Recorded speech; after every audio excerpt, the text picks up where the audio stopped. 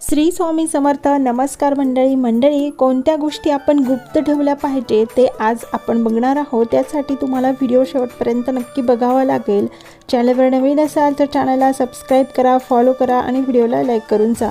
Number 1, घरात ज्या मार्गाने पैसा येत आहे ती माहिती गुप्त ठेवा. नंबर 2, तुमच्या पतीच्या घरातील गोष्टी तुमच्या पालकांना कधी सांगू नका.